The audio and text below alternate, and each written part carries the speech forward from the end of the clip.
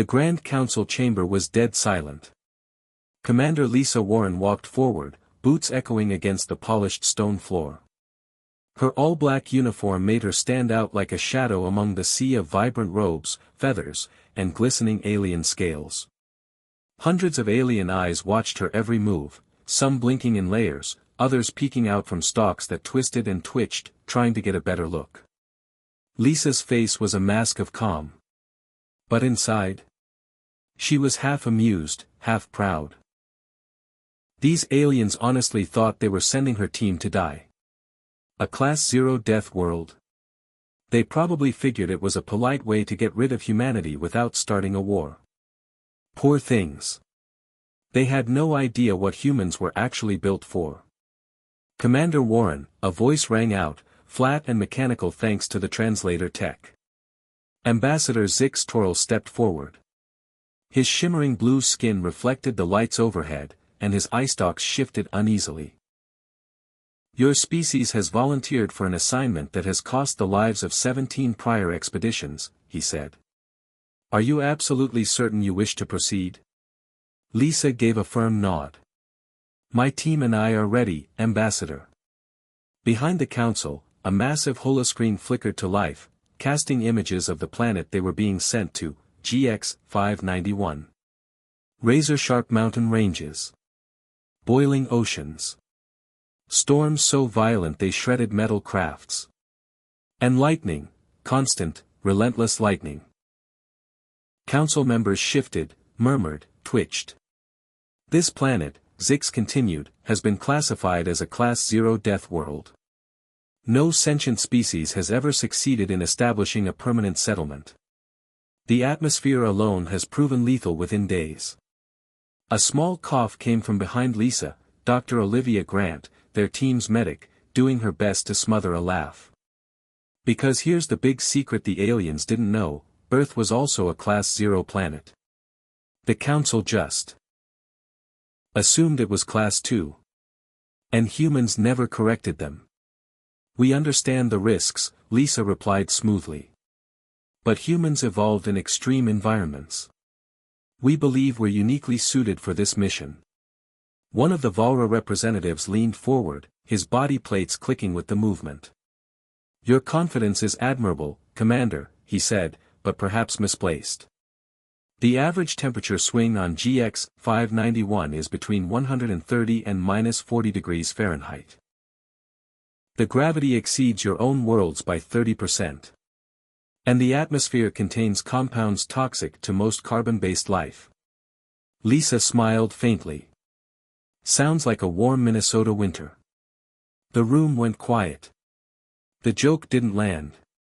The aliens exchanged confused glances. Your team consists of 5 members, correct? The Valra asked. Yes, Lisa confirmed. Myself. Dr. Olivia Grant, our medical officer. Sergeant Maria Rodriguez, security. Jack Miller, environmental engineer. Dar. Alan Hayes, xenobiologist. And Kyle Peters, communication specialist. The council members peered at the group. To alien eyes, humans all looked about the same, tall, lean, 2 arms, 2 legs, 1 head. What they couldn't see were the years of training, the grit, the experience that made this team so dangerous. The mission is straightforward, said Zix. Establish an outpost on GX 591. Survive for 1 standard galactic year. Succeed, and Earth will receive advanced tech and territorial rights within Council space. Left unsaid. No one believed they'd make it. This was exile wrapped in a handshake. We accept, Lisa said. And when we succeed, we expect the Council to honor that promise. The meeting ended quickly after that. Later, in the Council hallway. The team regrouped in the towering corridor outside, the ceiling arching high above them to accommodate the taller Council species. Did you see their faces? Maria asked, grinning. They seriously think we're going to die. They don't understand, Alan said, adjusting his glasses. Their species evolved on calm, stable planets. Few predators, gentle climates. They engineered away the need to adapt. Which is exactly why they need us, Lisa added. The Council's been trying to get a foothold on GX 591 for decades. There's something important there.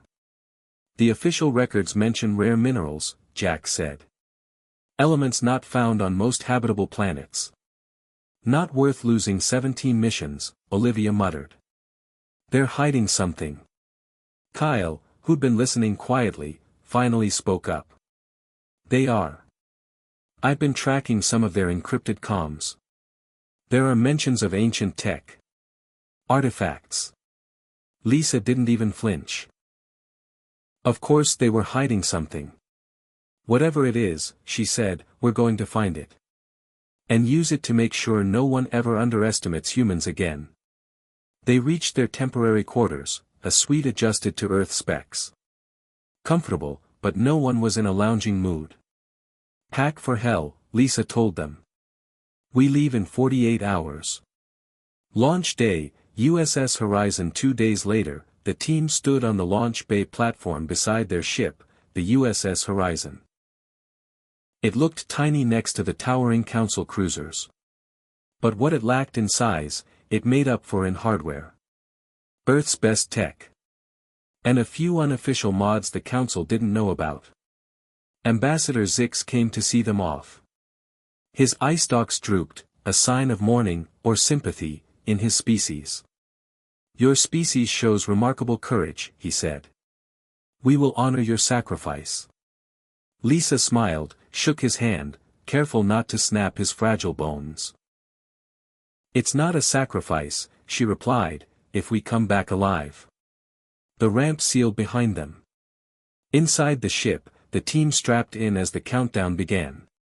Everyone ready? Lisa asked. The USS Horizon slammed into the upper atmosphere of GX 591 like a boulder skipping across a boiling sea. The hull rattled. Lightning lit up the clouds outside like camera flashes. Wind screamed around the ship, and the temperature gauges on the control panel spiked as the friction turned metal red hot. Some welcome party, Jack muttered, his fingers flying across the controls. Making small corrections, trying not to cook us alive. Lisa gripped the arms of her chair, knuckles white. Status? Hull temps climbing but holding, Jack responded. Thrusters are at max. We're pushing through winds clocking 180 miles per hour, Olivia added. Atmospheric composition is interesting, Alan chimed in. Oxygen levels at 30%, Jurassic Earth levels. That's going to hit us fast. More oxygen, more energy, Alan added. But also means fires are going to be brutal if we're not careful. The ship broke through the clouds. And what they saw on the other side stopped them cold. Mountains like jagged black teeth rose from endless plains. In the distance, a churning black ocean threw waves into the air, some as tall as buildings. Lightning cracked across the sky in constant arcs, and dark cloud systems spun like hurricanes, permanent and hungry. It's beautiful, Maria said, almost in awe. Like the Rockies. Just, angrier. Landing zone is 2 clicks ahead, Kyle called. Flat patch between 2 ridge lines. Take us down, Lisa ordered. Brace for turbulence. The horizon descended, buffeted by wind gusts that made the entire hull groan. Below, the ground was covered in a reddish-brown moss that seemed to shimmer slightly under the lightning flashes. Small critters, quick, twitchy things, scattered at the ship's approach. The landing gear deployed. With one last tremor and a metal-on-metal shudder, the ship touched down. No one spoke for a long second. Then Lisa exhaled. We're here. Boots on the ground, first human presence on a Class 0 world, Lisa said into the comms. At least officially. She smirked to herself. Earth didn't just qualify as Class 0. It trained them for it. Jack leaned over his console. Temp outside is 115 degrees Fahrenheit. Gravity's right on target, 1.3 Earth norm. Wind's still strong, but this valley's giving us decent cover. Any immediate threats? Lisa asked. Alan scanned his biosensors. Nothing big in the area. Plenty of small lifeforms, though. That moss is everywhere. It's alive, photosynthetic, maybe, but I'm picking up electrical conductivity too. The council gave us top-tier suits, Olivia reminded everyone. They insisted we'd need them. 10 credits says I'm fine without one, Maria said with a grin. No bet, Alan replied. Air's cleaner than some cities back home. Lisa stood. Suits on, protocols first. We test before we start breaking rules. They moved to the airlock. Their environmental suits were thick, heavy, and built for extremes. They were also slow, bulky, and kind of a pain to move in. These'll slow us down, Maria grumbled, wriggling into hers. Lisa zipped her up. We'll use them for now. Once we have baseline data, we'll reevaluate. As the last seals clicked into place, Kyle did a final comms check. All channels are clear. Drones ready to broadcast our first steps. Lisa took her position at the front. Open the airlock. With a hiss, the outer door slid open, and a blast of scorching air rushed in. Dust swirled, glowing slightly in the light. It smelled faintly of ozone and sulfur. Lisa stepped out first. The red soil crunched under her boots. Gravity tugged at her muscles, like hiking with a full pack. But manageable. Surface is solid, she reported. Movement is stable but slower. Gravity's noticeable. The rest of the team followed. They fanned out slightly, checking the terrain and scanning the moss, rocks, and horizon. These suits are not cooling well, Jack grumbled. Internal temps are rising fast. Alan crouched and scooped a sample of the moss into a sealed container. This stuff's incredible. It channels electricity through its structure, probably evolved with the constant lightning. Terrain's firm, Maria said. Good for building. That ridge will block the worst of the storms. Vitals are within safe range, Olivia confirmed.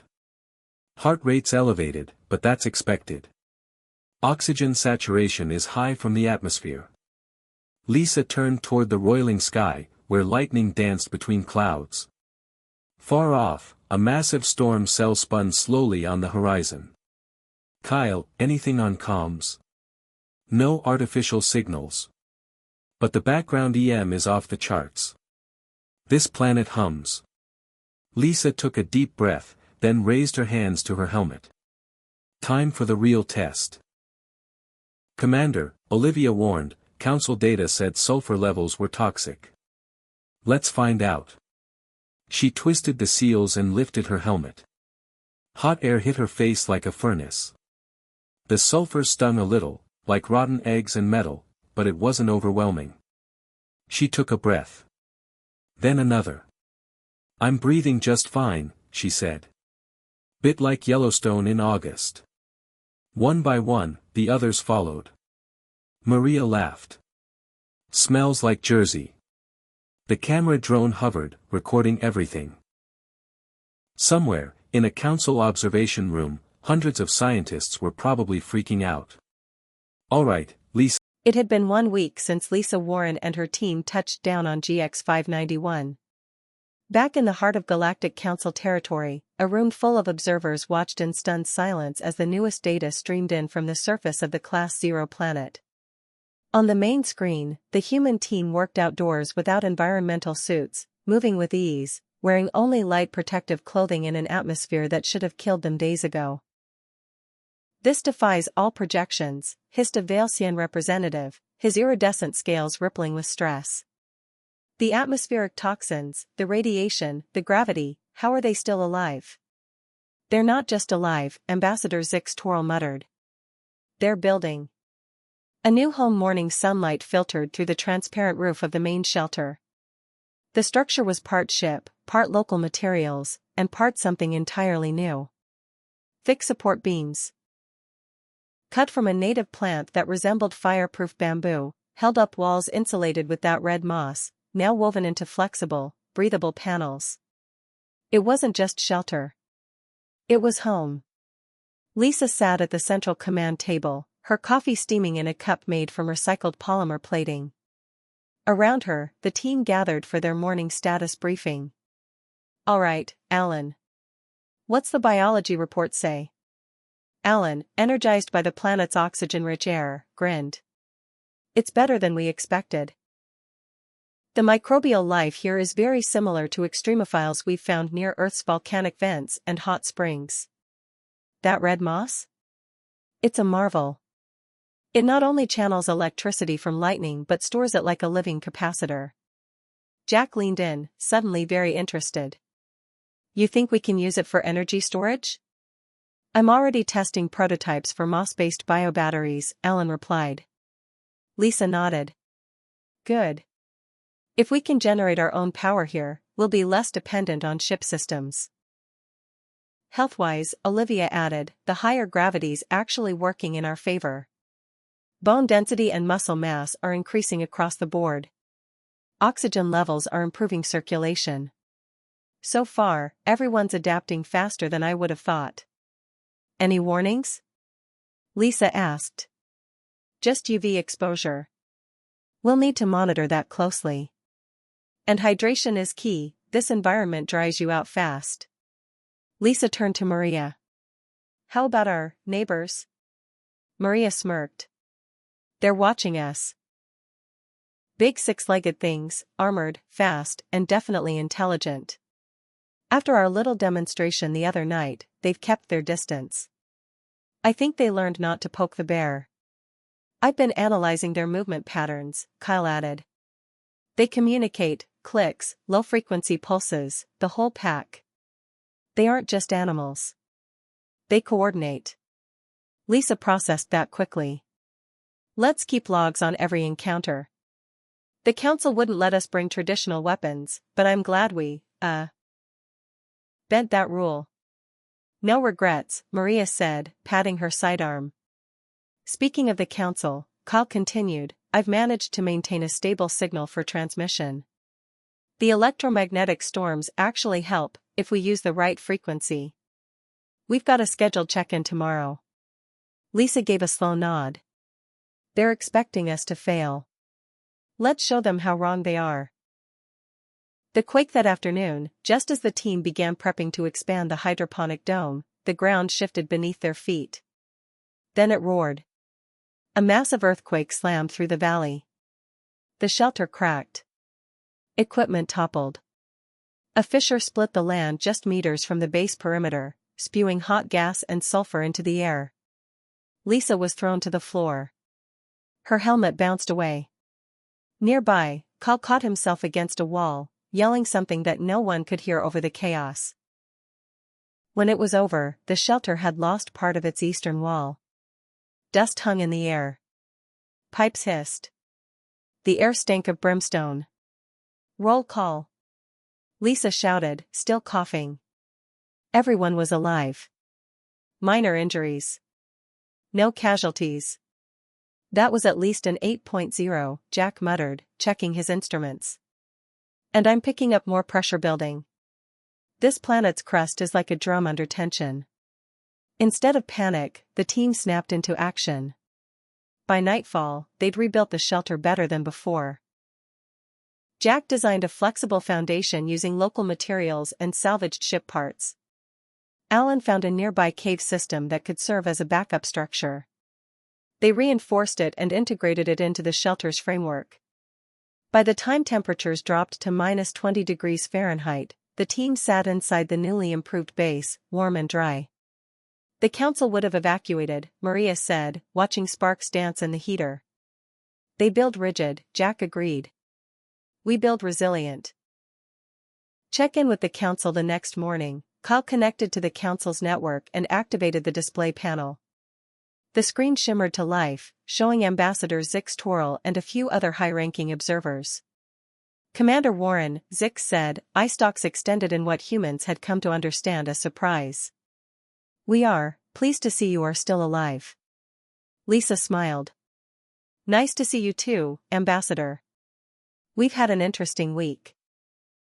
We detected a major seismic event in your region, another alien interjected. We assumed your shelter was destroyed. Lisa kept her tone neutral. It was damaged. We rebuilt.